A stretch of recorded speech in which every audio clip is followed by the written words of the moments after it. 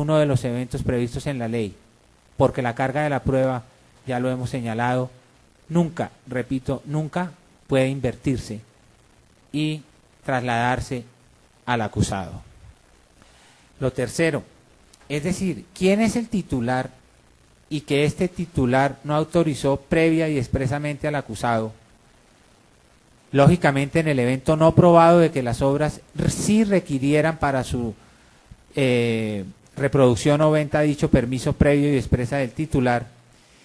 implicaba para la Fiscalía acreditar como paso previo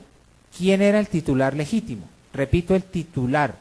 pues no necesariamente lo es el autor, ya que pueden ser además de él sus herederos o el productor o el editor o la casa editorial, en fin, cualquier tercero por virtud de un acuerdo de voluntades.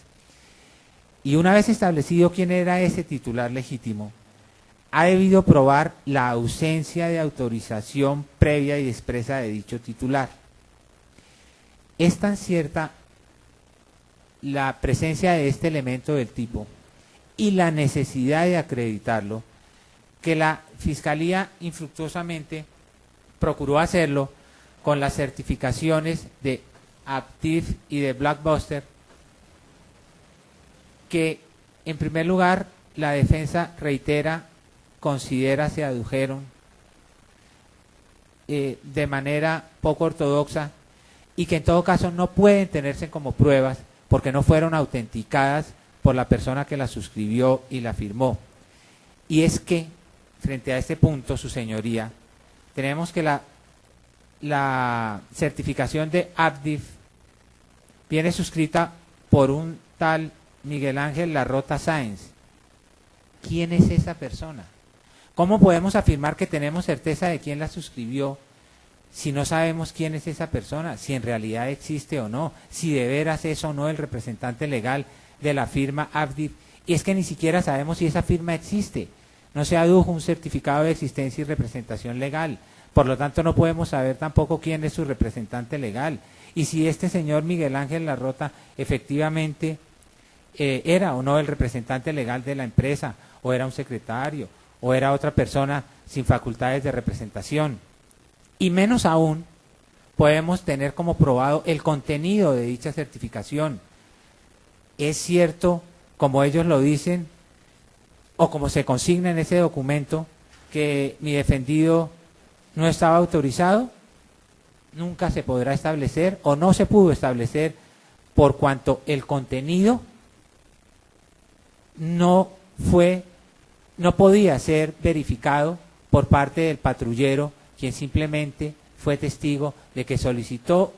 y recibió una respuesta, mas no del contenido de la misma. En consecuencia, no se puede acreditar con dichas certificaciones su contenido, es decir, que efectivamente mi defendido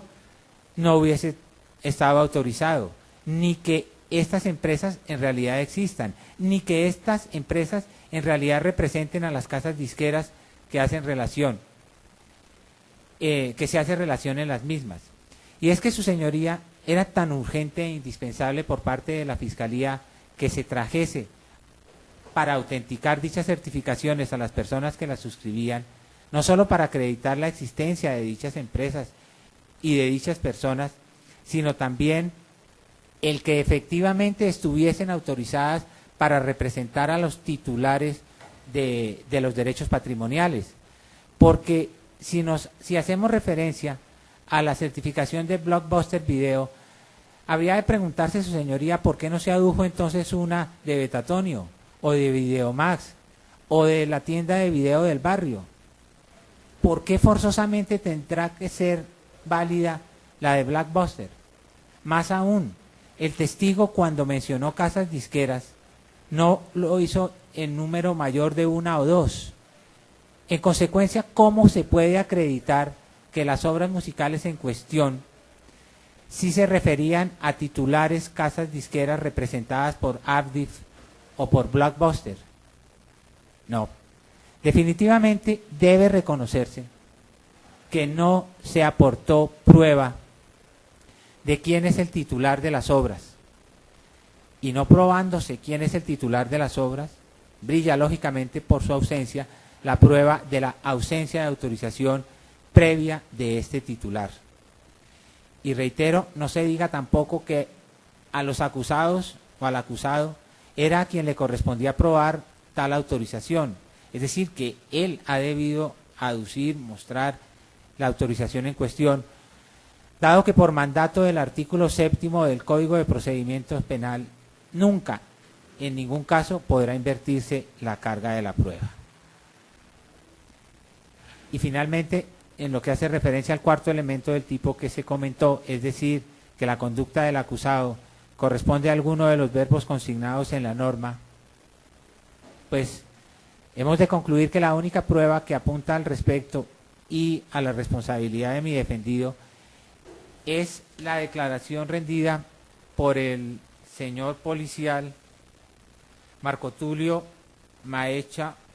Valero, por cuanto su compañero en la faena no presenció definitivamente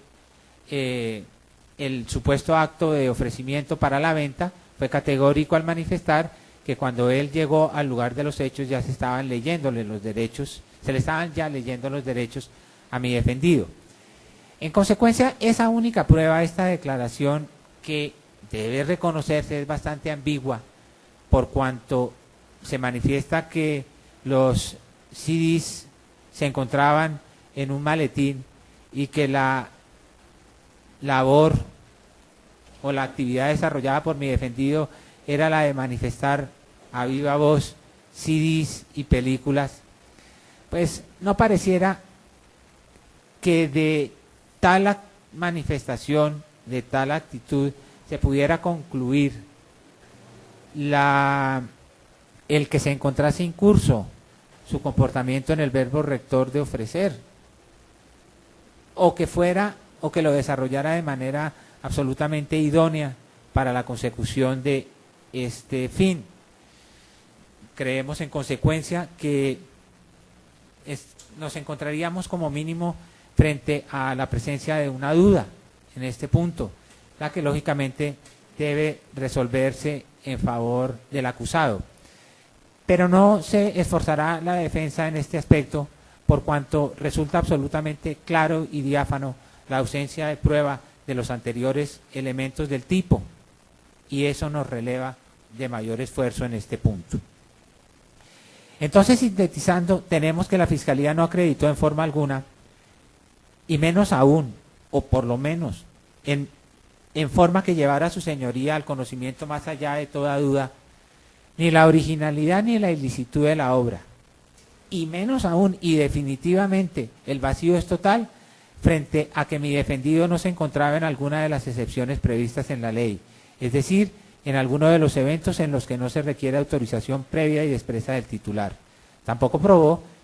quién era el titular legítimo, menos aún que este titular no hubiese autorizado previa y expresamente a mi defendido.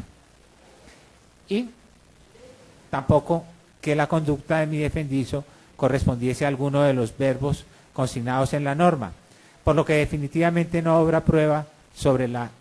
tipicidad de la conducta ante la ausencia de la misma respecto de los elementos integrantes del tipo. Ahora, en el punto de la antijuridicidad de la conducta, tenemos que definitivamente la conducta imputada a mi defendido no es antijurídica, pues no lesionó ni puso en peligro en forma efectiva, repito, en forma efectiva, el bien jurídico tutelado por la norma. Efectivamente, entendida la antijuridicidad como el desvalor de una conducta típica, en la medida en que ella lesione o pone en peligro sin justificación jurídicamente entendible el interés legalmente tutelado, y la antijuridicidad material, en el sentido de que no basta la simple contradicción hecho-norma, sino que es indispensable que se vulneren los intereses social, cultural y legalmente protegidos, conceptos y exigencias jurídicas recogidas en nuestra legislación penal en el artículo 11 del Código Penal. Resulta imperioso considerar si con su conducta mi defendido lesionó o puso en peligro los derechos patrimoniales del autor, y más aún si la Fiscalía probó tal peligro o lesión, y la respuesta es negativa. La Fiscalía no probó el valor económico de cada una de las piezas o de los CDs o DVDs, lo que impide determinar si efectivamente hubo o no la